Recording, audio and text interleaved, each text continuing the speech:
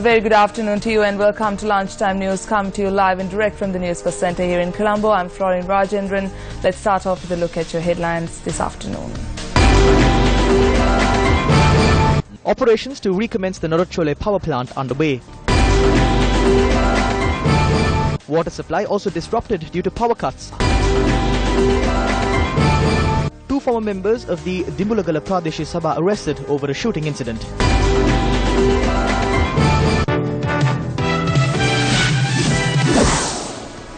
The Negombo High Court today sentenced to death the main suspect in the case pertaining to the murder of Seya Sademi, which took place on the 11th of September 2015 in Badalgama, Kurudeniyawa. The main suspect in the case, Ilandari Pedige, Saman Jailath, was brought to courts this morning. The Attorney General had filed indictments against the main suspect on the charges of abducting Seya Sademi, rape, inflicting serious sexual injuries and murder.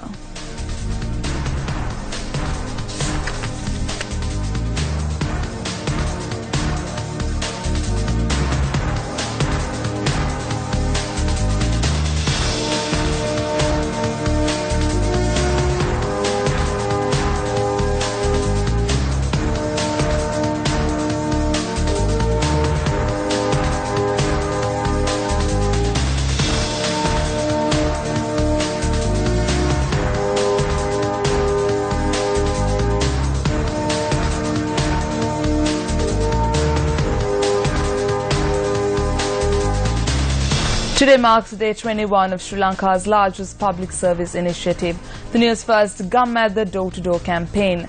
The campaign is taking place in the Nuwara, Kegol and Batiklo districts. The objective of the campaign is to reach out to the most rural villages in Sri Lanka and inquire into the issues faced by the people in those areas.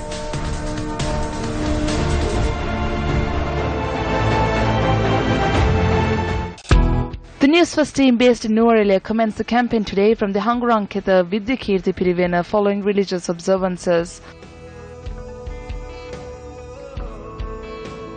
The locals present at the Pirivena premises raised their issues, and following which the team set off to the most rural of places in the Nuwara district.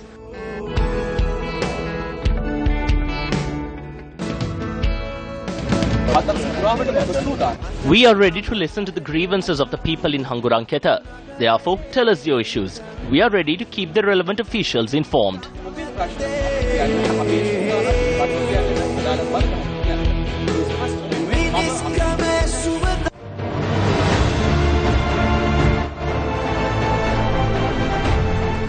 We are now joined by Newsfirst Joel Outscoon, who is with the Newsfirst Gammadda Door-to-Door campaign in Batiklo for more of the very latest. Well, during my journey in Batiklo in the Newsfirst Gammadda Door-to-Door campaign, I think this is an experience that I should share with you. I came across a woman in this area called Unnuche, which is a rural area in Batiklo. She lives in a house, you cannot call it a house, she lives in this tent, which is really bored, doesn't even have space to move. So she lost both her known relatives in the war, and now she's just living in this tent with no one. This was just one story that we came across in our Gammadda Door-to-Door campaign. So stay with me as I will be unfolding you the latest. Back to the studio for the Newsfirst team. I am Joel Outscoon. Thank you, Joel. We also have our senior journalist Faraj Chakotali with the latest from the Gammadda campaign. The beautiful fields around Kanchikulam, which is just 26 kilometers away from the bustling megapolis of Batiklo.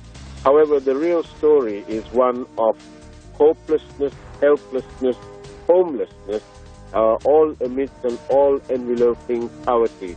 The people here have no homes, they have very little access to water, to power, and most of all, we find that they are complaining about the lack of a home.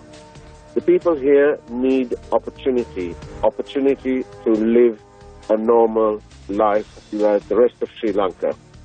The people here that the Newsfirst team has uncovered are what we call the forgotten people of Sri Lanka, the people who have no homes, no power, and abject poverty. We hope to bring you more news as the day rolls. Gum at the door-to-door, a national public service initiative.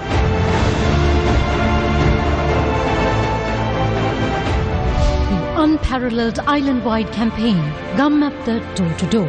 Newsfirst, Sri Lanka's largest and most influential news provider, together with the University of Peradeniya, takes the unprecedented step. Walking from home to home, asking people this one simple question: what would make your life better? From the 24th of February to the 18th of March, covering all 25 districts, ensuring the very last home in each village is covered. A revolutionary campaign with one aim: giving a voice to the voiceless. Back to one of our local stories, let's have a listen to some of the views expressed by politicians. The government is the beauty for all. It gives EDCA to India for the ambulance service and to take over the economy. There are over 40 million unemployed persons in India. In Sri Lanka, that figure is 384,000. What if 1% of over 40 million unemployed come here? They will take over this place. They are building a 22-kilometer bridge from Dhanushkodi to Mannar. From there, an expressway is built to the Trincomalee harbour. From there, they plan to build a railway line to southern India.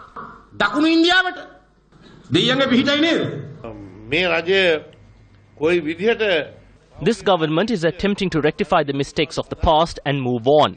The former politicians can't bear this, so they are starting to think on how to stir up the people and cause disruptions. That's what they have been doing in the past few days. It's because loans were obtained for exorbitant interest rates during the past that the country is now drowning in debt. It was only recently discovered that certain loans were even obtained. They were swept under the carpet. Now issues have arisen as to how taxes should be imposed, whether the loan should be put on the rich and not on the regular citizens, and so on. I especially express my regret on the fact that responsible politicians and citizens protest like this, and by that the regular and low-income citizens of the country that suffer its blows.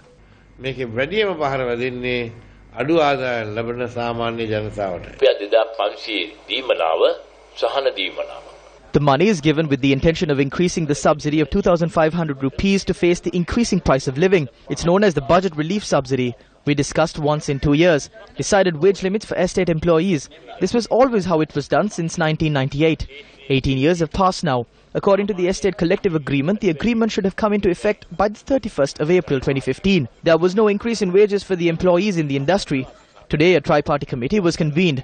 We held discussions with them and told them to increase the wages of these estate employees as much as possible. Thereby, wages will be increased for all employees of the 22 companies. Work at an illegal construction site in Samlavera Forest Reserve in Imbulpe was suspended following a complaint lodged by the locals.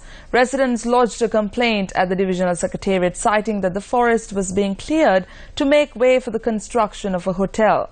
The complaint goes on to note that trees in the reserve were cut down and a large road had been laid through the reserve.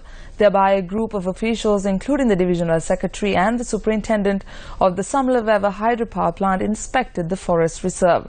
Following the inspection, the divisional secretary KLCK Jayasinghe said that the construction in question was an illegal one. The residents of the area added that the entry road to Samlavera is blocked as a result of the construction.